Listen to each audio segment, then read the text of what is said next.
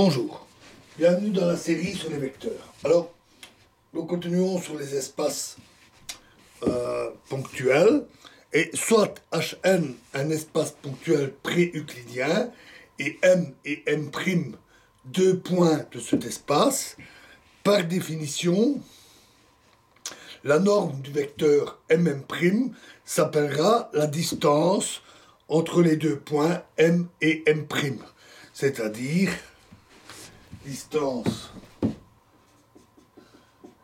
M' égale norme M' du vecteur M'. Si les deux points M et M' sont respectivement de coordonnées xi et x'I par rapport à un repère OEI, ce qu'on a vu montre que le vecteur M' a pour composante les quantités x'I moins xi.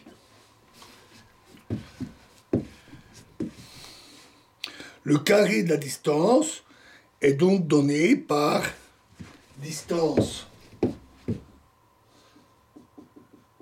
M' au carré est égal à GIJ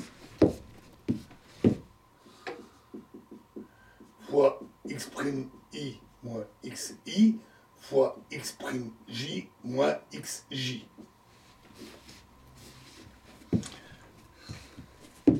Si le point M' est infiniment proche du point M, ses coordonnées sont notées xi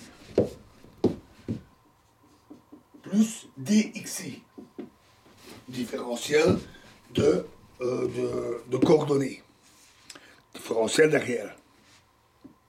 Et le vecteur M' est noté dm.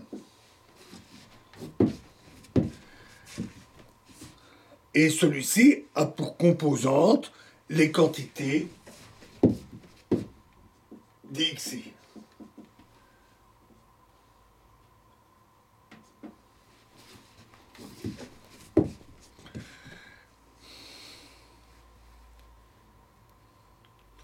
Alors, notons ds, la distance entre deux points M et M', infiniment proches, et la relation précédente donne l'expression du carré de la distance entre des points sous la forme ds carré égale GIJ dxi dxj, une forme différentielle qui sera très utile par la suite. On obtient une expression qui généralise à n dimensions le carré de la distance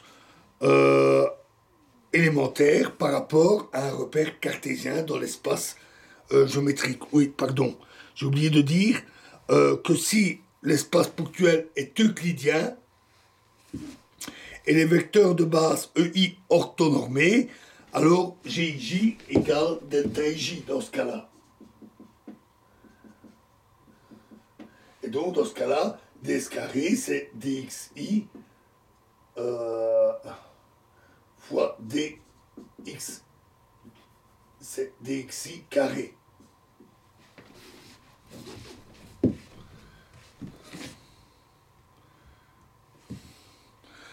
Et donc cette expression qui généralise à une dimension le carré de la distance élémentaire par rapport à un repère cartésien dans l'espace de la géométrie classique. Alors, les vecteurs que l'on utilise en physique sont généralement des fonctions de une ou plusieurs variables, celles-ci pouvant être des variables d'espace ou de temps, ou de position. Lorsqu'à chaque point M d'un espace ponctuel Hn, on attache un tenseur défini par des composantes par rapport à un repère OEI, on dira que l'on a on dira que l'on sait donner un champ de tenseur, avec un tenseur en chaque point. Pour des vecteurs à n dimensions, la notion de dérivée d'un vecteur à 3 dimensions se généralise et on obtient toutes les formules classiques relatives aux dérivées. Considérons un vecteur x qui appartient à un espace euclidien En, dont les composantes sur une base EI sont des fonctions d'un paramètre quelconque alpha. Et on note ce vecteur x de alpha, vecteur qui varie en fonction du paramètre. Et on a alors x alpha est égal à xi de alpha fois ei.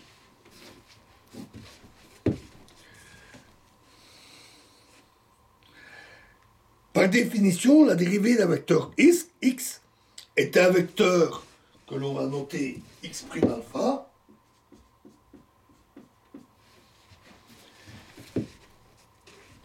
dont les composantes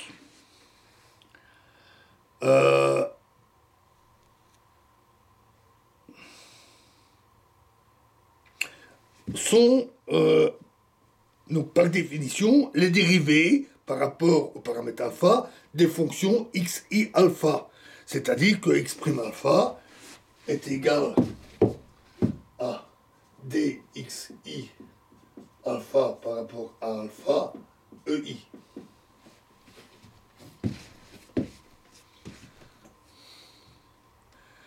On appelle différentiel de x, qui est noté dx,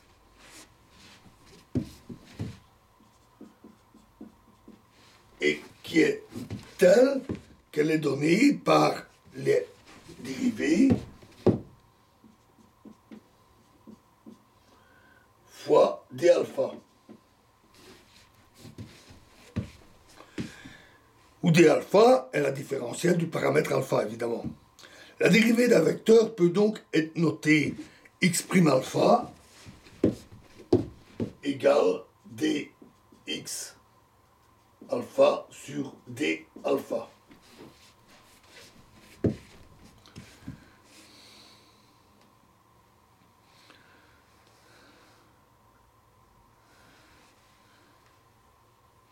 Alors, les différentes formules de dérivation des vecteurs à 3 dimensions relatives à la somme de vecteurs ou à la multiplication d'un vecteur par un scalaire ou encore au produit scalaire d'un vecteur, de vecteurs, sont facilement transposables aux vecteurs à n dimensions. Alors, si un vecteur x de En dépend de plusieurs paramètres, de paramètres indépendants, alpha, bêta, gamma,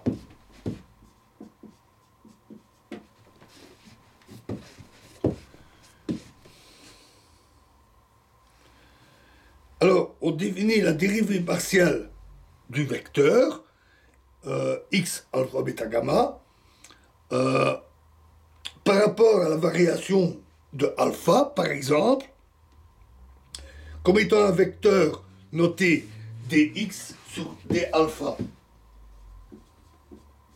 Dx sur d alpha. Dont les composantes sont les dérivées partielles des composantes de x. Donc, c'est-à-dire dxi sur d alpha fois ei.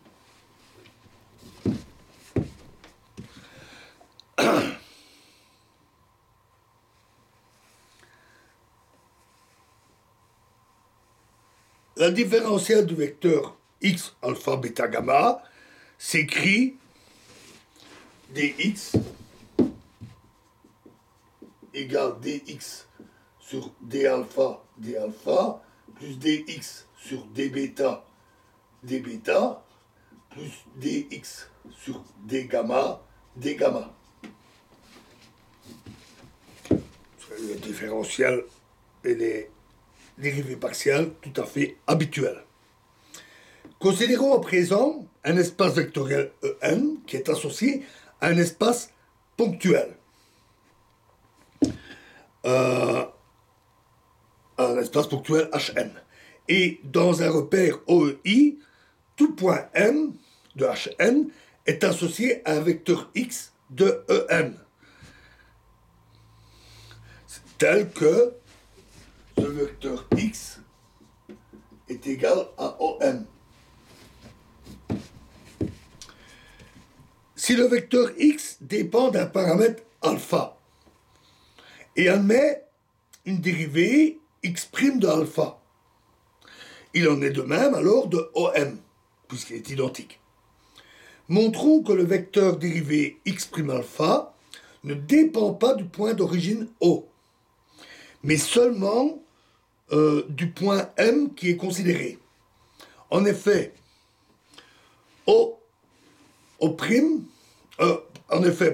si O' est un autre point d'origine, alors on a que OM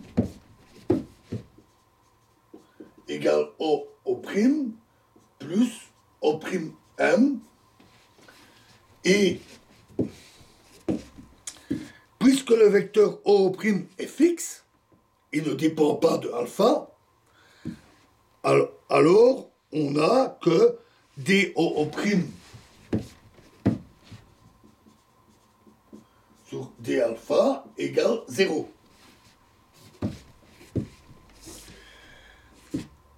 Et donc, DOM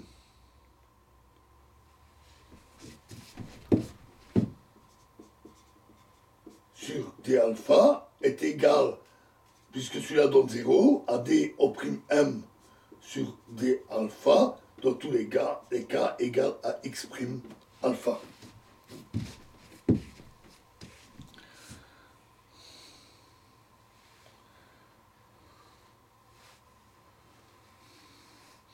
Alors, on peut donc noter la dérivée du vecteur OM et mentionner seulement le point M.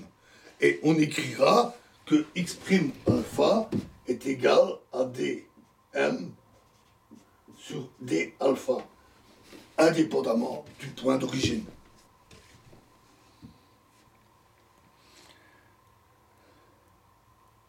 On écrit aussi M' alpha. La différentielle de OM s'écrira alors dm égale M' alpha fois D alpha.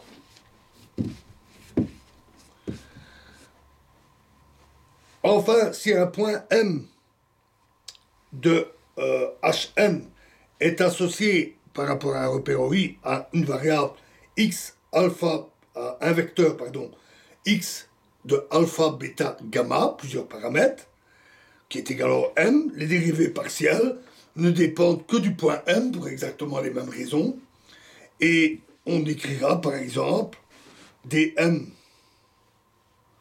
dx sur d alpha est égal à dm sur d alpha, avec exactement les mêmes conventions que pour les vecteurs, tout simplement. Voilà, donc nous avons défini une notion de distance et des notions de dérivée de vecteurs. Dans la prochaine vidéo, nous parlerons un peu des notations des dérivées et surtout nous commencerons à introduire les coordonnées curvilignes. Je vous remercie.